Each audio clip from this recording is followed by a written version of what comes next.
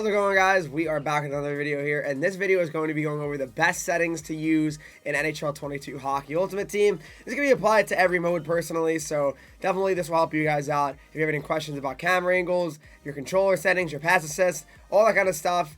Also show my strategies once again, because they're kind of a little bit changed, but hope you guys do enjoy this video. And if you've been enjoying the content, leave a like, subscribe to the channel, and follow me on Twitch, Henreek. We're live there every single day, but let's get into it right now. All right, so as you get into HUT, you can see you have the settings tab on the bottom right hand corner over here, and the ones we're going to definitely talk about right away are the audio and visual settings, mostly just, of course, the visual settings. So what I would recommend is having auto zoom actually turned off, believe it or not. So I had mine on auto for a while this year, but I usually turn it off. So that's what I've always had in NHL 21, 20. It's better to have it off because it makes it just more consistent where the camera's going to be. The camera angle is overhead. Overhead's the best. I don't care what you say. Overhead is the best. I mean, maybe honorable mention, I can kind of give it to zone, but I'd prefer overhead, no doubt. Overhead, you can see a lot of the ice. You can see, every time you pass the puck back to the point that your guy's there.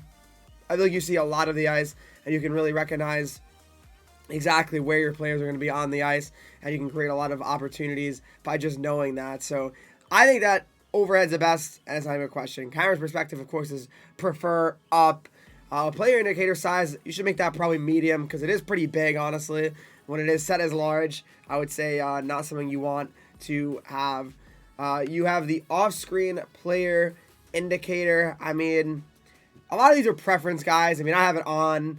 Player name indicator, same thing again. I have it on. It's not like a big deal. You see the name of the player when they have the puck. It's not really a big deal. I think it's kind of cool. You can kind of know like exactly which player you're playing against, and I don't know. I think it adds something to it. I actually like it a lot how it's there. You can also turn on or off the toggle player names on indicator. So I mean, indicators. My bad. I mean again, I have it on. Most of these things I have on. The next one is toggle indicator shift length.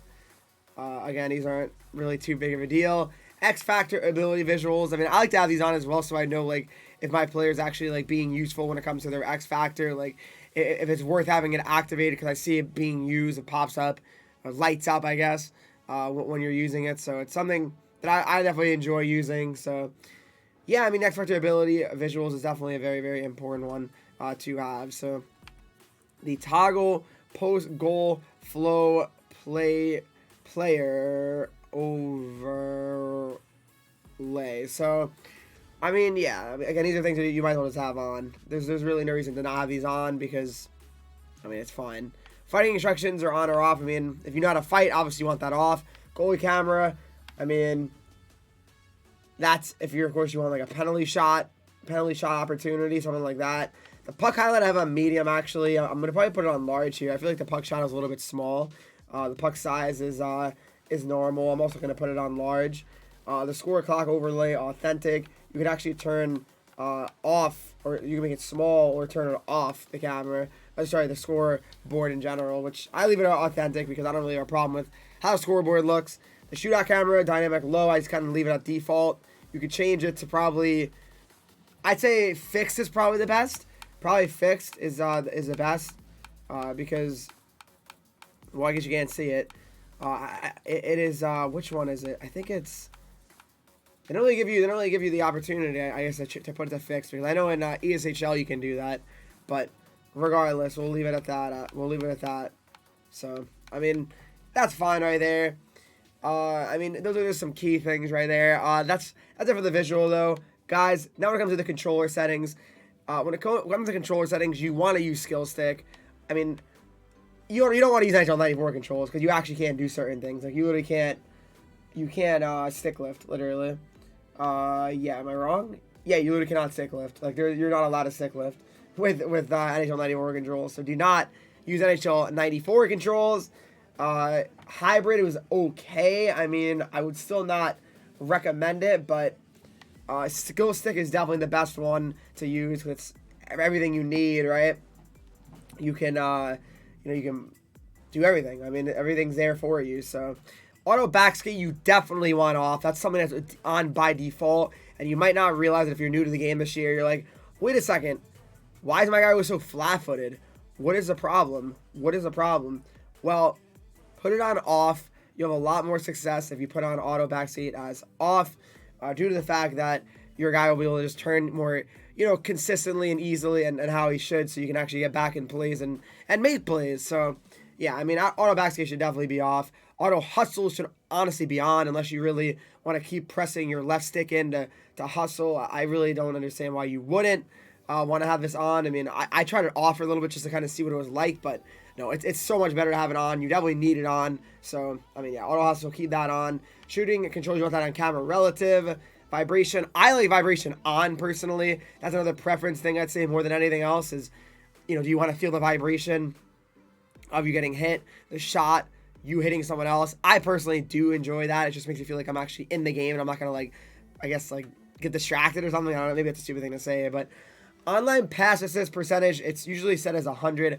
I put it to 95 just so it's not 100% like that, so I feel like I'm in control of where my passes are going to go more than, where the AI or the game decides that the puck is going to go. It's going to try to hook onto another player that maybe I don't want to hook on. So, it's more like a mental thing, I'd say.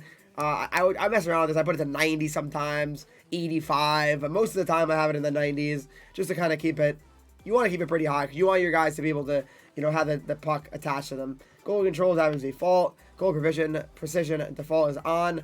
Human goalie covers is auto. And a human goalie sweeps is on as well. So that's it for the controller settings right there. And I'll show you guys some of my strategies currently as well that I'm using. It's just pretty similar, but some things have changed, and I want to make sure you guys don't get confused. So 1 to 2 passive is what I'm rocking.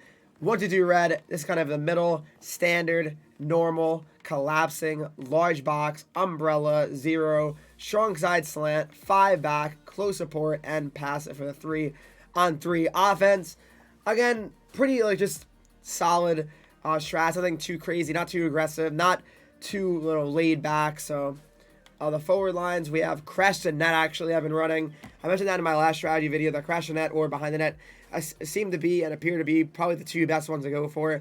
Overload has not really been a viable option to me in many years now in NHL, probably since NHL 19 or 18 or something like that. Overload is not even really, even probably since 17 or something. Overload's just not that good anymore. So you got carry on 0, cycle on 0. This is kind of in the middle-ish, and this is kind of in the middle. And this is all the same for all of the offensive lines, actually. I mean, these are kind of messed with. It doesn't really matter, though. Again, this is more of an AI situation. Like, if you're using AIs, they would shoot for you. But, I mean, you control this. But the ones that really are important is the don't block and the energy, I'd say, because they actually, make a difference. Because the AI actually try to get in the way of shots if you have it on block. And this, of course, affects your whole team, right? So, and then the defensive pairings I have is all on 0, something I still don't really mess with too much. I like to kind of keep it at 0 and keep it really, really consistent. So, yeah, I mean, that's it for the strategies, and that's really it for the settings, guys. I hope some of this helped you out and gave you more of a clarity on what you should use and all that good stuff. So I hope you guys did enjoy this video. If you did, leave a like, subscribe if you're new to the channel here. Follow me on Twitch, Henreek, Instagram, Twitter, TikTok, Henreek3s. Join the Discord to talk to me, followers, and subscribers of the channel, and I'll see you all in the next video.